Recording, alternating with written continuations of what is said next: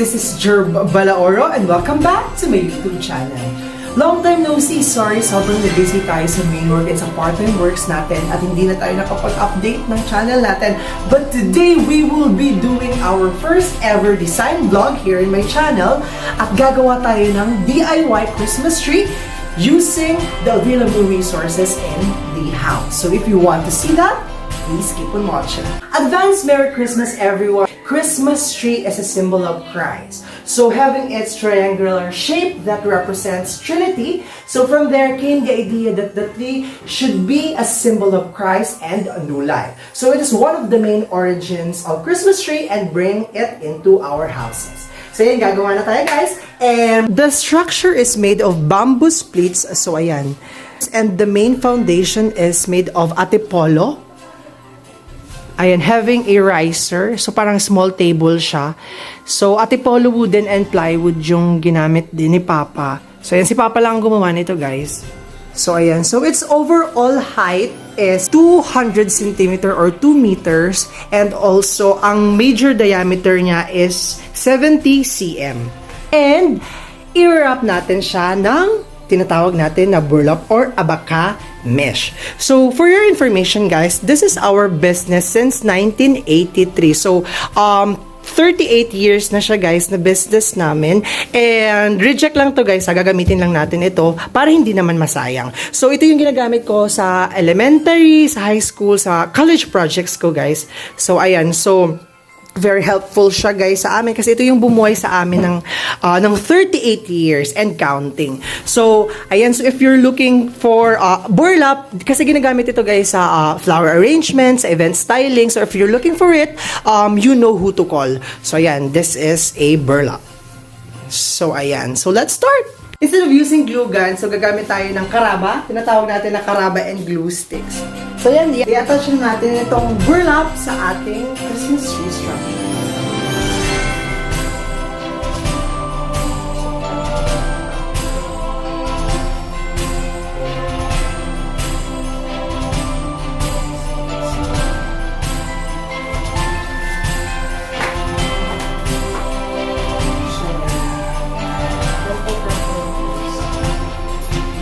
So, ayan. So, instead na iikot ako, iikutin ko na lang siya, guys.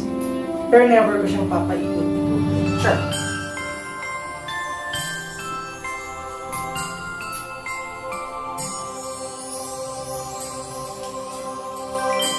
Oh, brown out. Diba? Ganyan dito sa Albay. Salamat, Apek.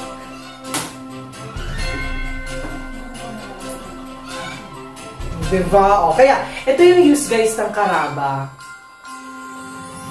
Dahil lagi sa akin dito na brown out. Actually, hindi pa Christmas. May pa Christmas light na ape.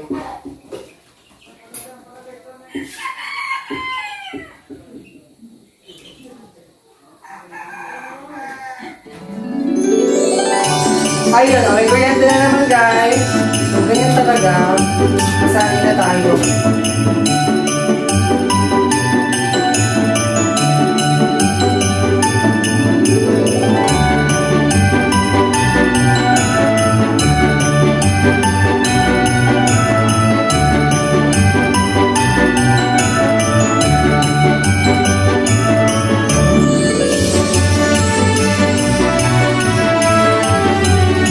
Shower na ganang baldes. Sino po ang magmamain? Imayin nyo na guys. Mura lang. Mura lang guys. Sino ang magmamain? Pa-screenshot na lang po, Sharon.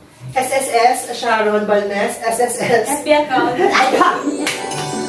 Sharon na ganang baldes. Tingnan nyo po ang ano niya.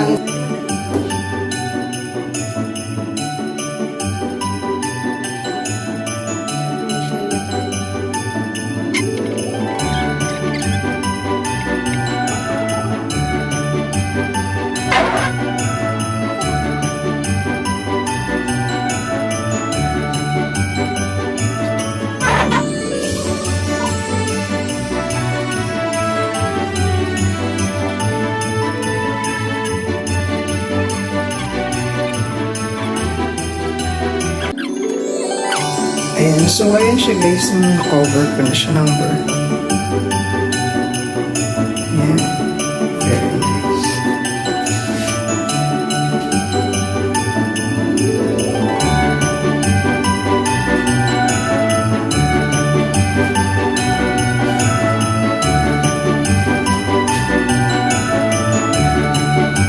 Ayan guys, we have 4 kinds of ornaments here. We have Christmas balls, which are very colorful and glittery. For greens naman, we have leaves. We have also flowers, yan. And our Christmas lights. Yan, pinasunod-sunod na sila. Sila talaga yung magbibigay ng buhay sa ating Christmas tree. And syempre, hindi natin ito kakayanin kung walang help. So, I ask help for my mother.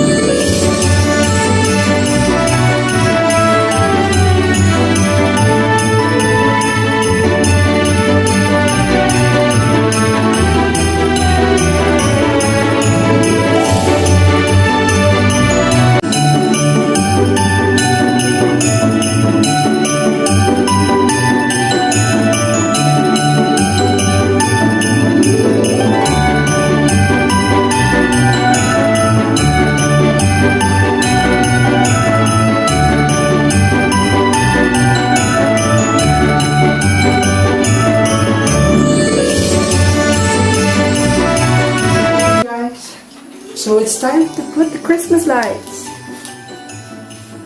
Hey, malapit na. Tapos. Matutulog na kami kasi talaga guys, it's 1 o'clock in the morning.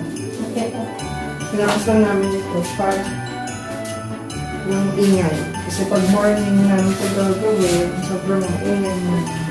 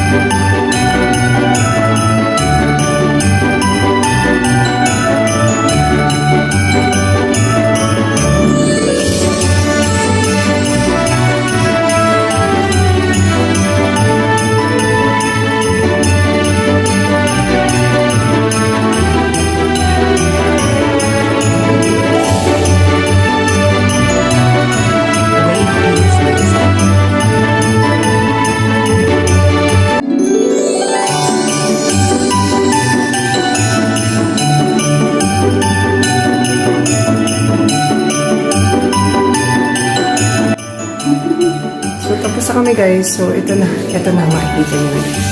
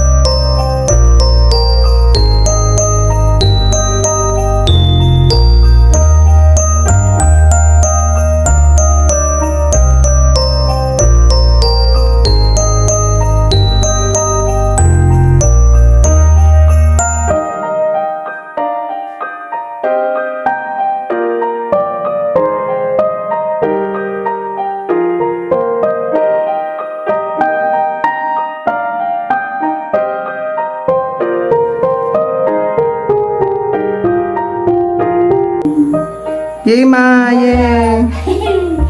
Ito So, ang tapos na. magandang borlat. Christmas tree ngayon. Yay! Sa wakas, nabuo na natin yung Christmas tree natin na borlat. Yung borlat, yung borlat. Ganda-ganda na.